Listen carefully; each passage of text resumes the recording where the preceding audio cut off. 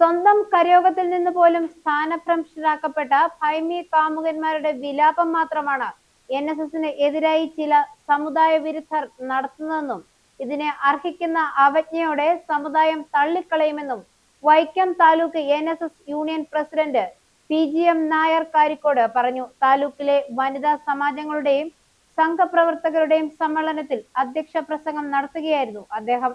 സമുദായത്തെ ദുർബലപ്പെടുത്തുകയെന്ന ലക്ഷ്യത്തോടെ ജനറൽ സെക്രട്ടറിയെ ഒറ്റതിരിഞ്ഞ് ആക്രമിച്ചാൽ അതിനെ ശക്തമായി ചെറുത്ത് തോൽപ്പിക്കുവാനുള്ള കരുത്ത് സമുദായത്തിനുണ്ടെന്ന് PGM നായർ ചൂണ്ടിക്കാട്ടി.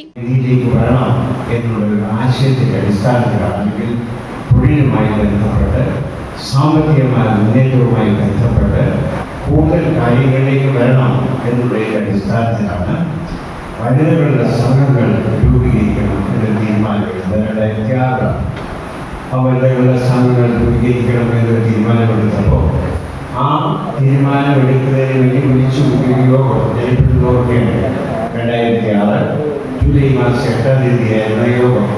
ആ യോഗത്തിലെ കേരളത്തിലുള്ള 60 താലൂക്കിന്റെ യൂണിയൻ പ്രസിഡന്റുമാരും വൈസ് പ്രസിഡന്റുമാരും താലൂക്ക് സെക്രട്ടറിമാരും ഒക്കെ പങ്കെടുത്ത യോഗം. 5000 കോടി രൂപ ക്രയവിക്രയം നടത്തിവരുന്ന സ്വാശ്രയ സംഘ പ്രവർത്തനത്തിൽ പോലും ഒരു നയാ പൈസയുടെ അഴിമതി ആരോപണം ഉന്നയിക്കാൻ കഴിയാത്ത തരം മികച്ച പ്രവർത്തനമാണ് NSS നടത്തിവരുന്നതെന്ന് യോഗം ഉദ്ഘാടനം ചെയ്ത NSS registrar VV Sasidharan Nair പറഞ്ഞു.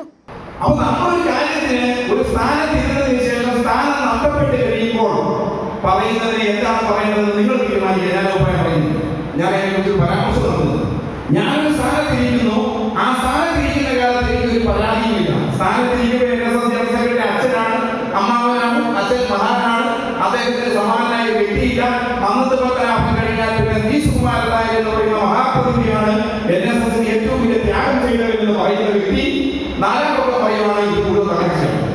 ഒരു കരയോഗത്തിൽ കുറഞ്ഞത് ഒരു സംരംഭക യൂണിറ്റ് എന്നതാണ് NSSന്റെ ലക്ഷ്യമെന്ന് അദ്ദേഹം പറഞ്ഞു. Panchayat committee president N Madhu, Mannam social service society vice president KN Sanjeev, PS Venugopal, K Jayalakshmi, Sreekala Dileep, Jaya Rajasekharan, CN Omana, Shobhakumari, S Murukesh തുടങ്ങിയവർ പ്രസംഗിച്ചു.